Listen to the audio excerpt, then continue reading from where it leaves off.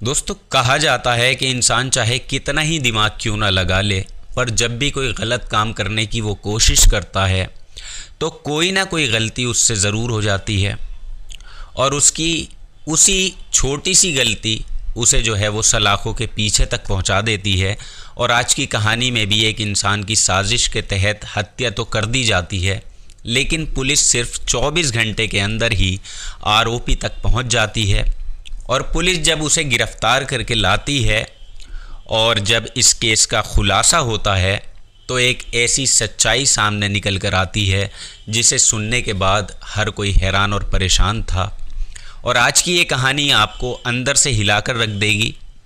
तो दोस्तों, नमस्कार, आदाब। आज के इस केस को हम पूरी तरह से समझते हैं और आज की जो सच्ची घटना मैं आपको सुनाने जा रहा हूँ ये हमारे उत्तर प्रदेश के एक ज़िला बिजनौर लगता है, आप जानते होंगे। और इसी बिजनौर का एक थाना लगता है रामपुर, और रामपुर थाने के अंतर्गत एक गांव आता है आशा, और इसी आशा गांव का रहने वाला है एक व्यक्ति अमित। और बात थी 29 अप्रैल 2025 की। सुबह के करीब 6 बजे का वक्त था और अमित किसी काम को लेकर के सुबह सुबह सड़क से होकर जा रहा था, गुजर रहा था। और तब अमित देखता है कि सड़क के बगल झाड़ियों में एक इंसान ऐसे ही पड़ा हुआ है सुध-बुध। और अमित जैसे ही उसको देखता है वो इस बात की जानकारी फ़ौरन फ़ोन करके रामपुर थाने को देता है। इधर पुलिस थोड़ी ही देर के बाद घटनास्थल पर पहुंच जाती है और पुलिस जब डेड बॉडी को चेक करती है तब मालूम चलता है कि मरने वाला व्यक्ति लगभग 34 से 35 साल की उम्र है उसकी, और उसके शरीर पर गोली का निशान था। हालांकि वहां पर और भी कई सारे लोग मौजूद थे, लेकिन डेड बॉडी की पहचान नहीं हो पाई। पुलिस डेड बॉडी को अपने कब्जे में लेकर पोस्टमार्टम के लिए भेज देती है और फिर उस डेड बॉडी के बारे में पता लगाने के लिए उसका एक फ़ोटो लेकर उस एरिया के तमाम थानों में सर्कुलेट करती है। पर वो फ़ोटो जैसे ही इधर कीरतपुर थाने में पहुंचता है, कीरतपुर थाने की पुलिस उस फ़ोटो को देखकर पहचान जाती है, क्योंकि 28 अप्रैल 2025 को ही शाम के वक्त इस थाने में एक व्यक्ति की गुमशुदगी की रिपोर्ट दर्ज कराई गई थी और जिसका नाम था फारूक अली। फारूक अली, जिसकी उम्र लगभग 35 साल के आसपास थी, और ये फारूक कीरतपुर के ढोलकिया गांव का रहने वाला था। दरअसल दोस्तों, फारूक की गुमशुदगी की रिपोर्ट उसके छोटे भाई इरफान ने दर्ज कराई थी। और इधर कीरतपुर थाने की पुलिस जब उस फोटो को देखती है, सबसे पहले इरफान को थाने में बुलाती है और फिर इरफान को अपने साथ लेकर के रामपुर थाने में पहुंचती है। और रामपुर थाने की पुलिस जब उस डेड बॉडी को इरफान को दिखाती है तो इरफान उस डेड बॉडी को देखकर उसकी पहचान कर लेता है और उसे देखकर वो रोने लगता है। और वो पुलिस से कहता है कि साहब, ये मेरा बड़ा भाई है फारूक अली। हालांकि फारूक अली की जब शनाख्त हो जाती है उसके बाद से पुलिस अब इरफान की तहरीर पे मुकदमा दर्ज करती है फ़ौरन ही। और सबसे पहले इरफान से ही सवाल किया जाता है कि क्या तुम्हें किसी पे शक है कि तुम्हारे भाई की हत्या कौन कर सकता है। इस पे फ़ौरन इरफान पुलिस वालों को जवाब देते हुए कहता है कि साहब, मुझे शक ही नहीं है बल्कि मुझे पूरा यकीन है। दोस्तों, दरअसल 28 अप्रैल को ही सुबह सुबह खुद मेरा भतीजा मेहरबान मेरे भाई को बाइक पे बिठा के किसी काम से कहीं लेकर गया था, वो बताता है। लेकिन उसके बाद से दोनों घर वापस नहीं आए, इसलिए मैं थाने में जाकर के दोनों की गुमशुदगी की रिपोर्ट मैंने दर्ज करा दी थी। अब इरफान जब ये सारी बात पुलिस को बताता है, सुनाता है, उसके बाद से पुलिस इरफान की तहरीर पर उसके भतीजे मेहरबान के नाम पर नामजद मुकदमा दर्ज करती है और फिर मेहरबान के बारे में पता लगाने के लिए उसके मोबाइल का लोकेशन निकालती है। तब उस वक्त मेहरबान के मोबाइल की जो लोकेशन थी वो अमन कॉलोनी में दिखाई देती है।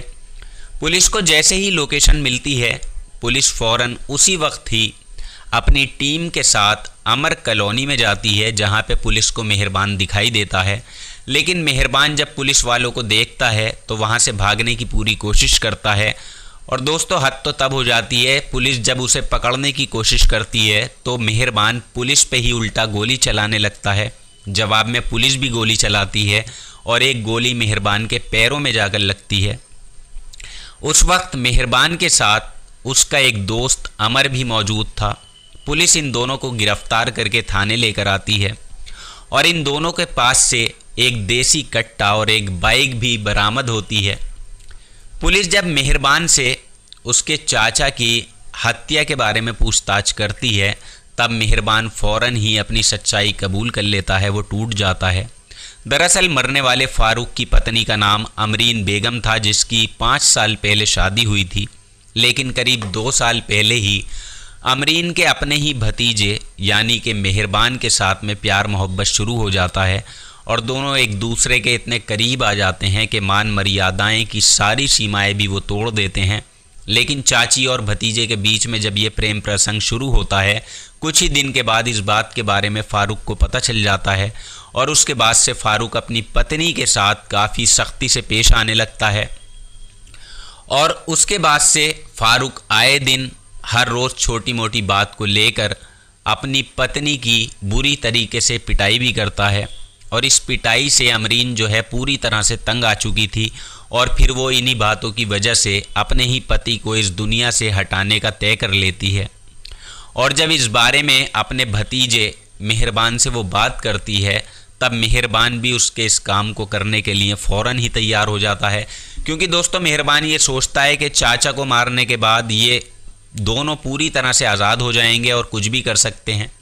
उसके बाद मेहरबान एक प्लान बनाता है और अपने इस प्लान में खुद अपने एक दोस्त यानी अमर को भी शामिल करता है।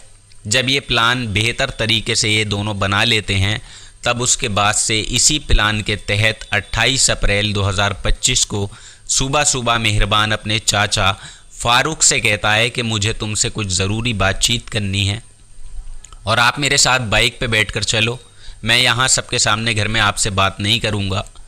जब मेहरबान ज़रूरी बातचीत करने के लिए कहता है अपने चाचा से तो फ़ारूक भी इसकी बात जो है वो मान लेता है और तैयार हो जाता है और फिर अपने भतीजे के साथ वो बाइक पे बैठता है।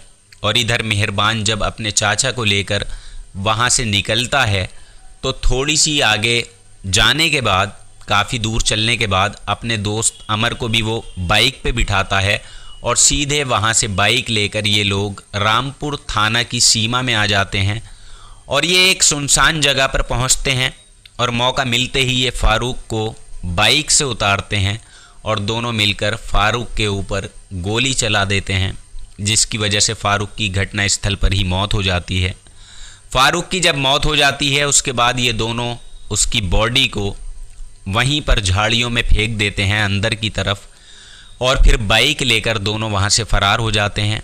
वाकई में मेहरबान जब ये पूरी कहानी पुलिस को बताता है तो उसके बाद से पुलिस मेहरबान की ही तहरीर पे उसके चाची अमरीन को भी गिरफ़्तार करती है और पुलिस जब इन तीनों को गिरफ़्तार कर लेती है उसके बाद से अदालत में इन्हें पेश किया जाता है, जहां से इन सब को जेल भेज दिया जाता है।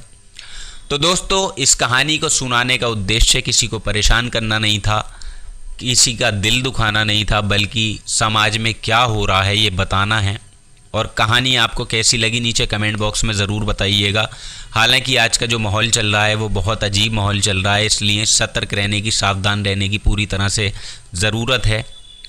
तो जल्दी ही मुलाकात होगी आपसे किसी नई वीडियो में। तब तक आप अपना ख्याल रखिएगा, अपनों का ख्याल रखिएगा। जय हिंद, जय भारत।